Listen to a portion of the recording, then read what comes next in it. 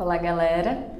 Esse é o último vídeo da série em que eu apresento características do jogo e falo sobre a relação entre jogo e dança. Essas características são baseadas no levantamento realizado pelo Johan Huizinga, que é um historiador e linguista que escreveu esse livro, que chama Homo Ludens. Essa produção do Homo Ludens e outros livros do Huizinga que ficaram famosos foram livros produzidos na primeira metade do século passado. Então, são livros que já têm aí um tempo. E nesse livro do Homo Ludens, ele apresenta uma série de características sobre o jogo, ainda no primeiro capítulo, e nós estamos conversando sobre essas características. Se você ainda não assistiu os vídeos anteriores, não viu as outras características, acessa aqui em algum lugar, os vídeos estão disponíveis, confere os outros vídeos para que você possa entender melhor isso. A gente vai falar aí da última característica de jogo. É uma característica um pouco polêmica, porque quando o Huizinga faz a síntese das características de jogo no segundo capítulo, ele não fala sobre essa, né? Então deixa uma certa dúvida se essa é uma das características ou não é. Mas antes disso, quando ele termina as características, a primeira síntese que ele faz, ele inclui isso. Então eu tô entendendo aí como algo que ele considera bem importante para entender as características de jogo, que é esse poder do jogo de formar grupos e de contribuir para a formação de grupos. Então, para a gente dar uma olhadinha, e até porque é o último vídeo da série,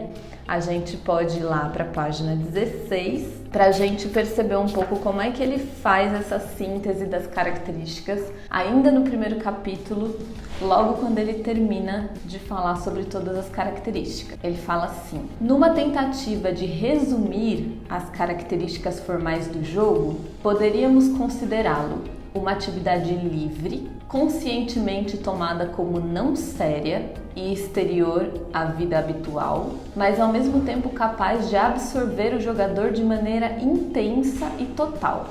É uma atividade desligada de todo e qualquer interesse material, com o qual não se pode obter qualquer lucro e praticada dentro de limites espaciais e temporais próprios, segundo uma certa ordem e certas regras. Promove a formação de grupos sociais com tendência a rodearem-se de segredos e a sublinharem sua diferença em relação ao resto do mundo por meio de disfarces ou outros meios semelhantes. Então ele vai falar no final dessas regras da ideia de formação de grupo e desse poder do jogo em formar grupo. E uma das coisas que ele vai dizer, que é bem interessante, é que essa sensação de formação de grupo está relacionado com o fato de que a gente tem uma sensação durante o jogo de que a gente está fazendo uma troca íntima com o outro. Então a gente tem uma certa sensação de intimidade com o outro, que é aquele que joga com a gente. E depois que o jogo acaba,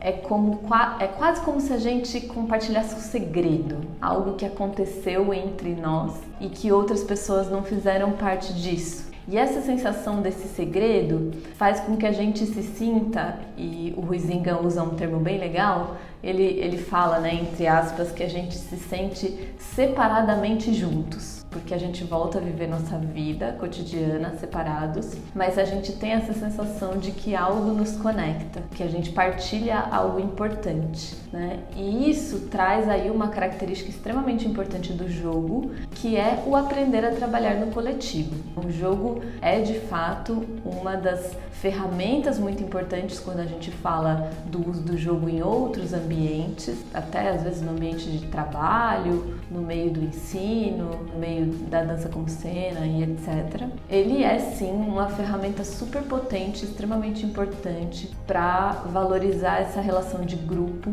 ou para ajudar a trazer uma sensação de grupo entre aquelas pessoas que estão ali jogando. Uma das questões que faz trazer essa sensação de grupo tem a ver com a segunda característica que foi abordado no nosso vídeo número 3, que fala sobre o fato do jogo não ser vida cotidiana. Como o jogo não é vida cotidiana, a gente precisa estabelecer uma nova lógica, construir ali um novo mundo, né? Um novo tempo e um novo espaço. E nessa da gente construir um novo mundo, a gente acaba criando as nossas próprias regras ou estabelecendo as regras desse jogo, e todo mundo que está ali vivendo tem domínio sobre essas regras ou conhece essas regras. E às vezes, durante a nossa vida cotidiana, a gente não tem muito domínio das regras sociais, né? E a gente entra em lugares onde a gente desconhece algumas regras e tal, e aí a gente perde um pouco essa sensação de fazer parte daquele lugar, de se sentir junto,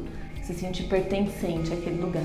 E o fato do jogo criar esse novo espaço e todo mundo compartilhar dessas regras, entender como é que ele surgiu e como é que ele está se desenvolvendo, faz com que as pessoas se sintam mais unidos, né? Unidos de uma outra forma nesse espaço. E eu acho isso muito bonito porque torna as pessoas que estão no jogo pessoas que têm o domínio sobre aquilo e sobre aquele conhecimento, né? Faz com que a pessoa domine aquilo que está fazendo, né? Não dá para uma pessoa jogar sem saber direito o que está fazendo, né? Não dá para o jogo ser como uma aula de dança onde o aluno sai reproduzindo coisas, mas ele não entende direito por que ele está reproduzindo aqueles movimentos, ele não entende direito quais os conceitos ou quais os conteúdos que ele está aprendendo ao reproduzir aquele movimento. No jogo não, o aluno precisa de fato entender o que é que está em jogo ali, né?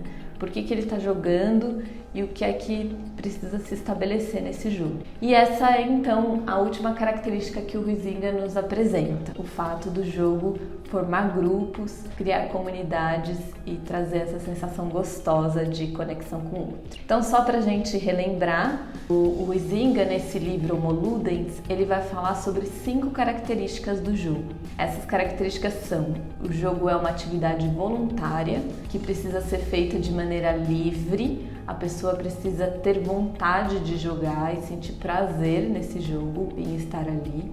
O jogo não é vida cotidiana, ele estabelece uma outra relação, uma outra sensação. Ele é uma linha de fuga da vida cotidiana, é uma vivência extra cotidiana. Por causa disso, ele precisa ser estabelecido num certo tempo e espaço. Ele cria um mundo específico, um mundo que é dele, está lá delimitado por um certo tempo e espaço. Esse certo tempo e espaço também precisa ter uma certa ordem, que é delimitada por regras específicas que são levantadas por aquele grupo. E esse ato de jogar e de compartilhar essas regras trazem essa sensação de grupo e essa relação com o coletivo que é muito gostosa e muito prazerosa. E só de ouvir todas essas características e de pensar nessas características, a gente já começa a pensar a profunda relação que o jogo tem com a dança e que o próprio Huizinga defende. Essa sensação de que a dança também compartilha de todas essas características e que o ato de dançar junto com o outro também se relaciona com todas essas características, né? Com a atividade voluntária, a experiência de liberdade, o não ser vida cotidiana,